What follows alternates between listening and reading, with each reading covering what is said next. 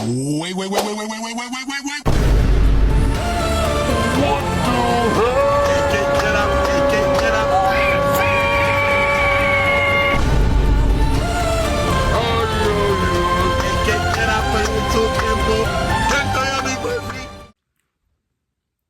Assalamualaikum warahmatullahi wabarakatuh. Perkenalkan, nama saya Nova Zurufiani Nuril Aziza dengan NPM 23022100790.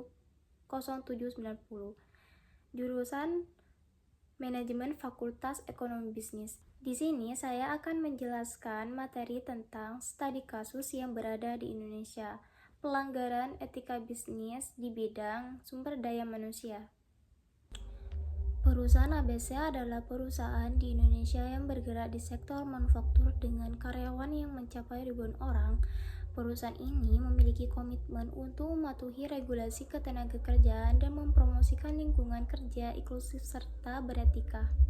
Nah, pada tahun 2023 terjadi kontroversi di perusahaan ABC terkait pengaturan jam kerja karyawan bagian produksi.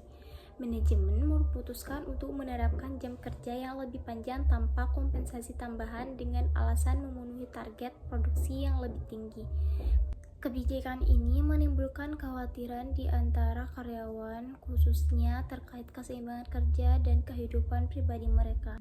Kita dapat menganalisis etika bisnis tersebut.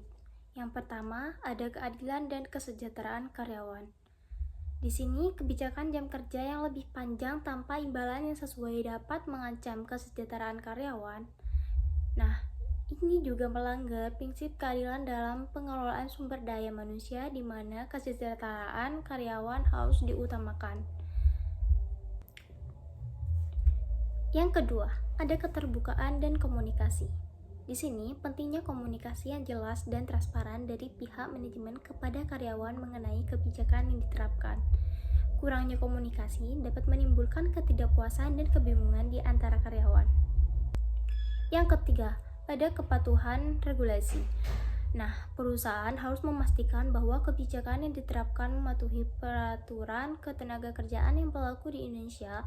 Melanggar regulasi dapat berpotensi menimbulkan masalah hukum dan reputasi bagi perusahaan.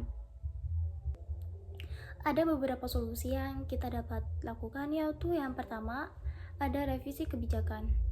Nah, manajemen perlu mempertimbangkan untuk merevisi kebijakan jam kerja sehingga mempertimbangkan keseimbangan antara kebutuhan produksi dengan kesejahteraan karyawan. Nah, ini juga dapat mencakup pemberian kompetensi tambahan atau rotasi jam kerja yang adil. Yang kedua, ada dialog dengan karyawan. Nah, kita dapat mengadakan dialog terbuka dengan perwakilan karyawan untuk mendengarkan kekhawatiran mereka dan mencari solusi bersama yang dapat diterima oleh semua pihak. Yang ketiga, ada pelatihan etika bisnis. Nah, kita dapat melakukan pelatihan terkait etika bisnis kepada manajemen dan staf agar lebih peka terhadap implikasi keputusan mereka terhadap kesejahteraan karyawan dan reputasi perusahaan. Nah, kesimpulan yang saya dapat yaitu studi kasus ini menggarisbawahi pentingnya menjaga integritas dan etika bisnis dalam pengelolaan sumber daya manusia. Nah, perusahaan harus senantiasa memprioritaskan kesejahteraan karyawan yang mematuhi regulasi yang berlaku demi membangun lingkungan kerja yang berkelanjutan dan beretika. Nah, itulah studi kasus yang saya jelaskan tadi. Mohon maaf ketika ada kesalahan. Wassalamualaikum warahmatullahi wabarakatuh. Terima kasih.